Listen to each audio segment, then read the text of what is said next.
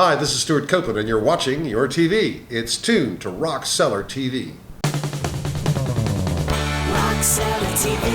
Rock Cellar TV. Rock Cellar TV. Rock Cellar TV. Rock Cellar TV. Rock Cellar TV. What separates a good rock documentary from a great one? The story of the band is what makes a difference between a great documentary, rock doc, and an average one. For instance, MTV used to do Behind the Music, which is actually a great series. One of the most boring of those documentaries was the one about my band, The Police. Nobody died, there was no tragedy, there was no broken hearts. It was just like three guys figured it out and took it all the way to the top. My movie about that subject isn't the story of The Police, it's a ride. It's what it feels like to be in the band, and it's not told as a story. It's just you see the camera is right there in the band. It all comes into the camera. It's very subjective, very first-person shooter. But with all of these different rock docs, some of the best ones are not necessarily the most important bands. Chicago Transit Authority, for instance. Actually, I was a fan of them. But even if you're not, the story is told by the guitarist's daughter, who never knew her father. And the movie is her quest to find out who her father was. It's very emotional, and it's a very powerful story. Whether or not the band is the most important band ever, it's just a really great story. Similarly, the Doobie Brothers, similarly Rush. Whether or not you're a Rush fan, the story of those three Canadians getting there, their journey, is a heck of a story. And you can identify that being, a trio with the Police as well, what you guys had to go through too. I think Rush had a little more in the way of, they did have tragedy and adversity that they had to deal with. Of course, we all paid our dues, but the Rush story is a yarn. From all the rock docs that are part of this week that you're hosting, which is the one that you are attracted to most, or that you felt was the most powerful? Some of them are from memory from a long time ago, but I think that Chicago Transit one is the one that just breaks my heart, and it just has the most emotional impact. Interesting. Well, Everyone Stares. Tell us about the backstory behind that, and the fact that you were forward thinking to even film stuff back in the day. But what was it like, calling through that material, and did it shape a different perspective of that period for you, or consolidate your perspective? Way back in the day when we were crossing America, playing clubs and staying in crap motels, the first bit of disposable income went to a movie camera, Super 8 movie camera, and that thing was stuck to my eye for the next 6 years. And I got shots of Sting with kicking open his motel room door, bass in one hand, Samsonite suitcase in the other, all the way up through playing the stadiums. And unlike a real documentary where the camera's here and the band passes in front of it and it's told objectively, this is subjective. And in a lot of the shots, that's the back of Andy's head here and the back of Sting's head here. The camera is a member of the band. And that's Andy turning around and looking at you when you're watching. You or Stewart when they're watching. And Andy he's looking at you. You're playing too fast. And when the fans are freaking out, they're coming right for you. And so it's very subjective. It really is what the ride was like to be, who cares what the story of the band was. What it's like to be in a band with all that going on, the mob coming right into your face. That's sort of what this film is about. I wish that if I had been a professional documentarian, I would have got a couple of establishing shots. I might have done some formal interviews. I might have figured out I was just a guy with having this incredible adventure, and I had one eye on the adventure and the other eye was through the viewfinder. Yeah, that's interesting. Are there any artists or groups that you think are ripe for a documentary that nothing's ever been done about them? There are new groups about, the internet. That it's really interesting what they're doing. Maybe there are documentaries about them. I believe that music is finally, after half a century, having its first really important revolution, the most important revolution. There was a revolution, the watershed between when the baby boomers invented teenagers, from short hair to long hair, from saxophones and trumpets to electric guitar. That era, which began in the late 50s, has taken us all the way deep into the 21st century. And it's been the same backbeat all the way through, the same E, A, and D chords, the same instrumentation, guitar, bass, and drums. Even the punk revolution was, the only thing different was the hairdo. It was the same Fender Stratocaster guitar plugged into a Marshall amp. Same thing. The attitude was different. And these were all mini revolutions. And then reggae turned rhythm upside down. That was a revolution in rhythm, at least, where the drum set, finally, the backbeat, the dominance, the ubiquitous of the backbeat through funk, through disco, through every form of popular music, that backbeat. Finally, the reggae had a revolution there. But now, with Kendrick Lamar, Kanye West, Steve Lacy, these guys are breaking all of our rules. All of my generation, they hate this new music. And why? Because there's no guitar, there's no bass, there's no drums. That's not real music, just like my dad said. And here am I and all my friends saying, that's not music, where's the band? There's no real... Guys, get over it, the revolution is hit. Everything that we thought was true is not true anymore. Kids these days, they don't need to play guitar. They can make music that'll get people dancing with samples, with an iPhone. Steve Lacy makes hit records with his iPhone. It's a crime against music, and yet it's the revolution finally hitting. That's interesting. I didn't even think about that. Yeah, I mean, these guys are assimilators. These artists are assimilators, and they're artists, and yeah. they've figured out how to make music in an entirely different way. Me personally, and I learned all this, by the way, I'm not hip at all. I have a teenage daughter. I learned all this stuff about what's happening by driving my daughter to school. And as soon as she gets out of the car, and I've been infused, I've been educated, I've been improved by this knowledge of what the children are doing today. As soon as she's out of the car, Stevie Ray Vaughan, Jimi Hendrix, back to the music I like. Because, you know why? Because it's got guitar, bass, and drums in it. That's right. Well, I'm with you on that. Starting with Rumblefish, you worked on a lot of movie soundtracks. And I wanted to see if you could talk, with your great knowledge with visuals and music, if you could talk a bit about that fine art of visuals working with music and, perhaps how that may have affected your artistic scope of how you look at things. Every rock musician I know wants to do film music because you can do it at home, you don't have to tour for it. And what fun to play with a great image of a battle scene of spaceships and so, wow, I love to write music for that. And working with directors is much easier than working with guitarists by a long shot. The word of caution is that you also have to work with studios. Personally, I'd rather work with guitarists than studios, even. Tough call. Directors are great. Film music teaches you, because you have to learn specific meaning of music. These chords mean happy. These chords mean sad. Do this and it's happy sad. Do that and it's sad happy. There's a difference, because as a film composer, you're part of the storytelling process, which means that when you put music on a scene, its emotional message is very, very specific. You have to create the guy, Tom Cruise, says to the romantic lead, "I love you," and he's all moonlit and it's beautiful, and she looks up into his eyes and her heart melts. Audience needs to know that he's a lying son of a bitch. That's my job as a composer. The director, the lighting, the acting, everything is all designed from the woman's point of view. He's so handsome and he says he loves me. But the audience needs to know he's lying. So that's where I come in with the dirt chord, the shitbag chord.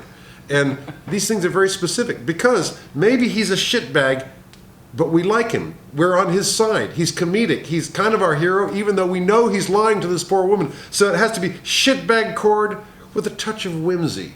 When you're a film composer, you soon learn how to make music deliver these specific emotional messages. And in my case, when I got bored of doing that, I took that out into the real world. I don't do films anymore. But along the way, I learned how to work with an orchestra. It's just so handy.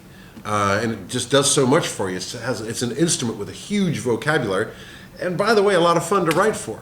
And so now I take what I learned as a flinty-eyed hired gun film composer, then I go out and I play with the Chicago Symphony, the Dallas Symphony, whoever, these, kind of sophisticated music. Makes me feel like an actual musician.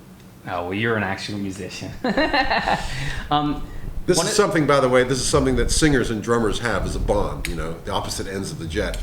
In the middle, the guitarist and the bass player and the keyboard, they're talking about F-sharp minor and stuff, and the drummer is at one end of the jet, and the singer's at the other end. Are they talking about me or are they talking about you? And this mysterious musician talk, you know, and the singer and the drummer have this bond where we're not even sure if we are musicians. That's interesting. Well, one of the documentaries that's part of the week that you're hosting is chronicling the US Festival. Yes. And I wanted to see if you could bring us back to your experience playing with the Police at the US Festival, and Steve Wozniak was obviously the honcho behind that. It was a real interesting backstory to it.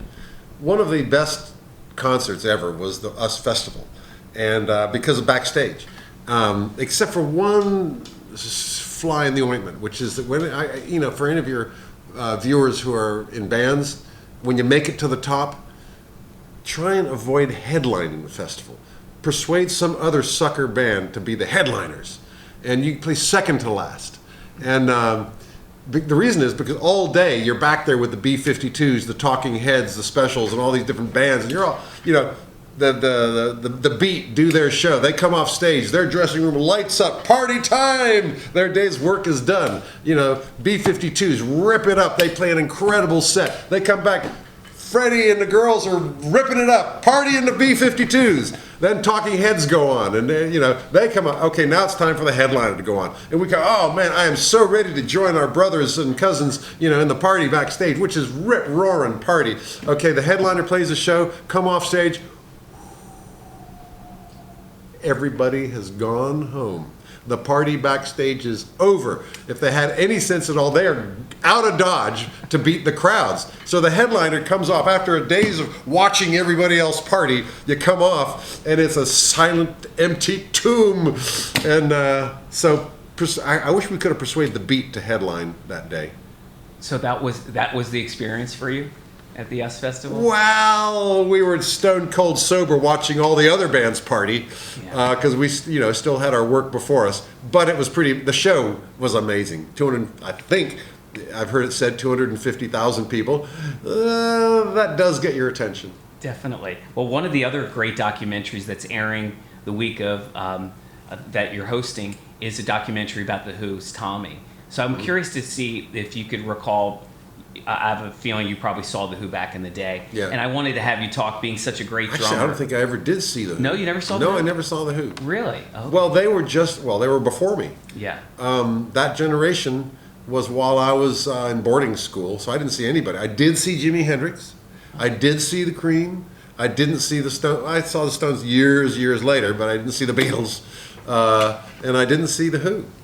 I'm surprised. Well, talk a bit about The Who's Tommy, what that meant in terms of a concept record at the time, and then I want to have you talk about Keith Moon as drummer. Help me out here. Did Tommy come before or after Sgt. Pepper? After. With Sgt. Pepper, pop bands were starting to make music that was a little deeper, a little more than a sandwich to be consumed right away and then forgotten an hour later. Tommy picked up on that idea of doing something kind of important, more long-lasting.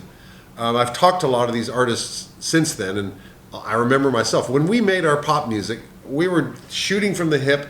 It wasn't deeply considered. It's not Wagner spending 10 years to write an opera. We'd think it up and record it. The Police songs, we never even heard the song 20 minutes before recording it. That's shooting from the hip. So that was the philosophy, and it's a big surprise to us that 30, 40, 50 years later, it's called legacy music, and that music hasn't been forgotten. It's still remembered. Never saw that coming.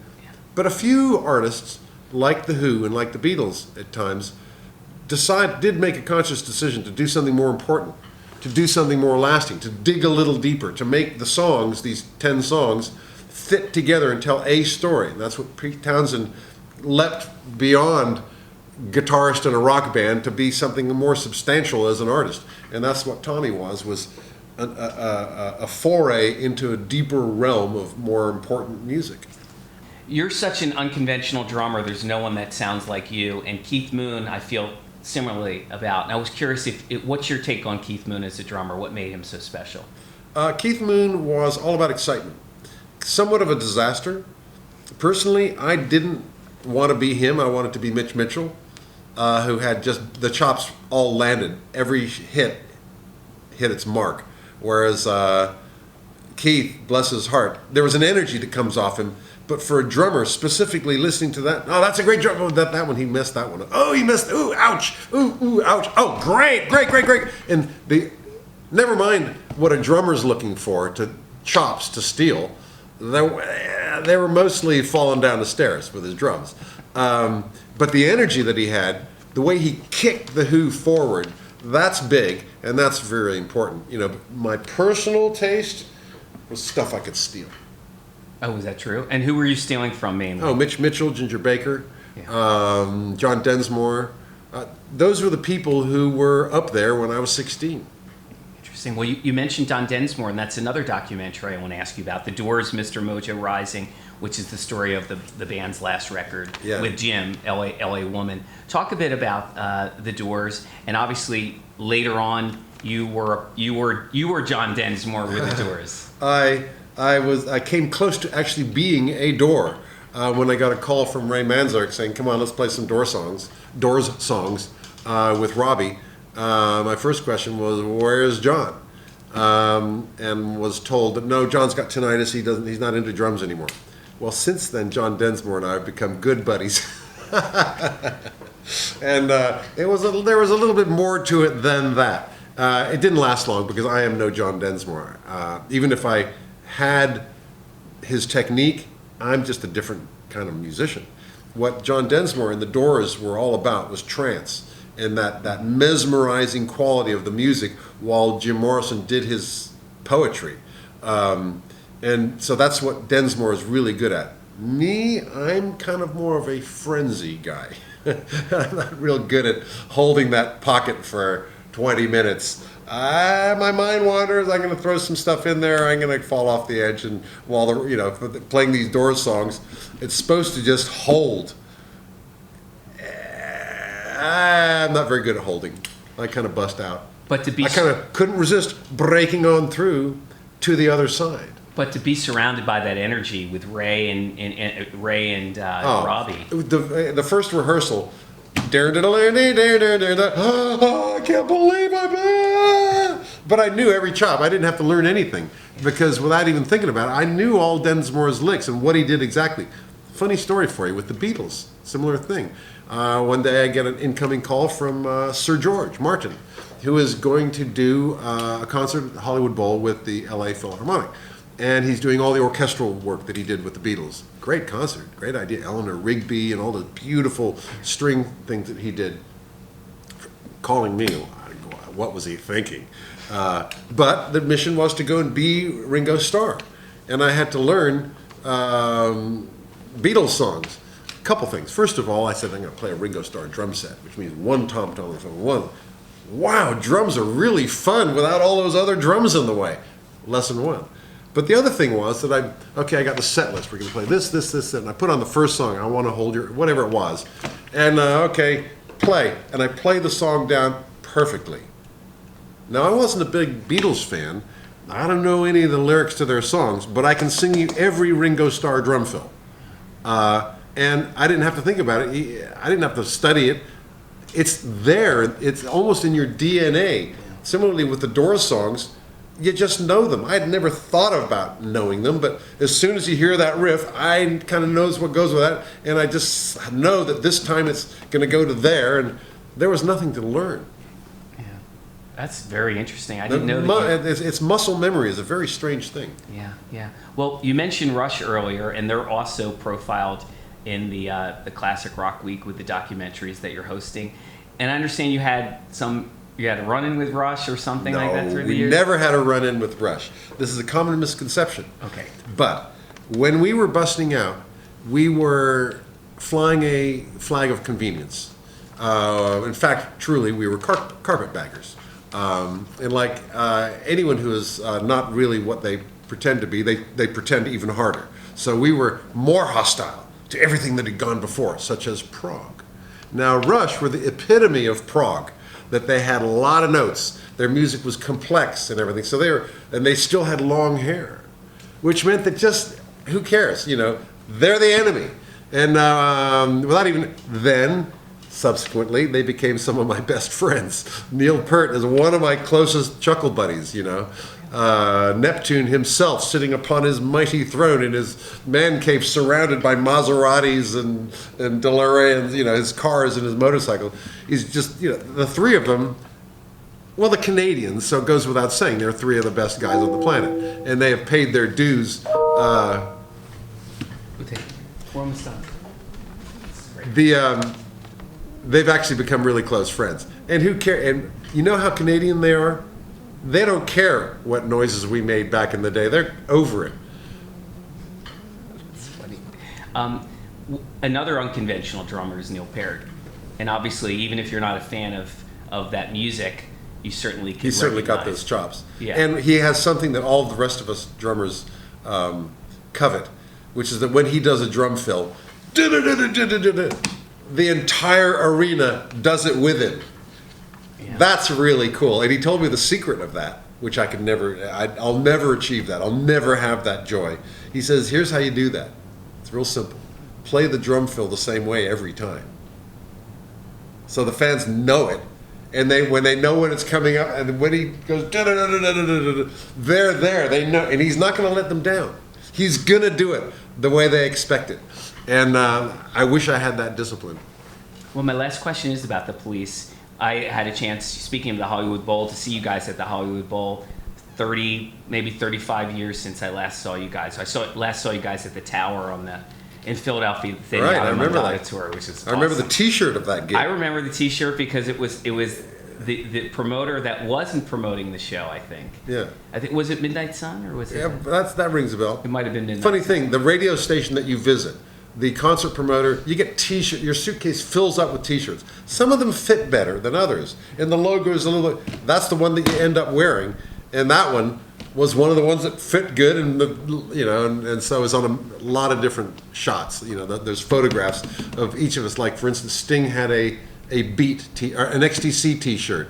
That's on picture. Every time you see a picture of the band, he's wearing either his Specials T-shirt or his XTC T-shirt. And you're wearing that the rival promoter. I thought that was pretty classic. You wore that. And we're not aware of any of it, by the way. We're wearing, we go and visit WMMS wearing the WDLR T-shirt without even thinking about it, and suddenly, hey, we're not getting played on that station anymore. But the reunion, and obviously it was embraced by so many people. A lot of people who never saw the band had a chance to see them. You guys got to relive that music again. Looking back on the experience now, how do you sum it up? I would sum it up as being not an artistic expression of where we are going artistically, but more of a liturgy, more of a ceremony, performing these songs which are not about us anymore. It's not what we want to do artistically, and here's our new song. In fact, if we ever do another tour, we can make a solemn promise. There will be no songs off the new album. I once saw another legacy artist, and it was every song's a hit. And they said, and we're going to do one from our new album. I know why I did that. Sell T-shirts. That's the merch moment when, okay, they're playing the new song from the new album. Time to buy a T-shirt. Or bathroom break. Yeah, or maybe, yeah. But what we learned was that the songs and the band itself is bigger than us as individuals. And we went out there not to express ourselves artistically and introduce our new artistic venture upon the world. It's to relive, to recreate. It's not new, it's old. It's way old. And that's the power of it. Roxanne has had 40 years to get into your DNA. Whether you're even a fan of the song or not, it's playing. That girl said yes to your proposal. You danced your first dance to this song. So when you play those songs, there's an emotional impact that you just don't get. And so for all three of us, we learned on the Police reunion tour that it's not about us and our artistic druthers. It's about that material which 30 years younger versions of ourselves created. And look at each other today. How do we do that? How do we even stay in the same room? It really made us humble about what we had achieved, and we get along much better as a result. It was a wonderful experience to see you guys again. Thank you for doing this. It's been great. It's a pleasure. Thanks for listening. Rock Salad TV. Rock Salad TV. Rock Salad TV. Rock Salad TV. Rock Salad TV. Rock Salad TV.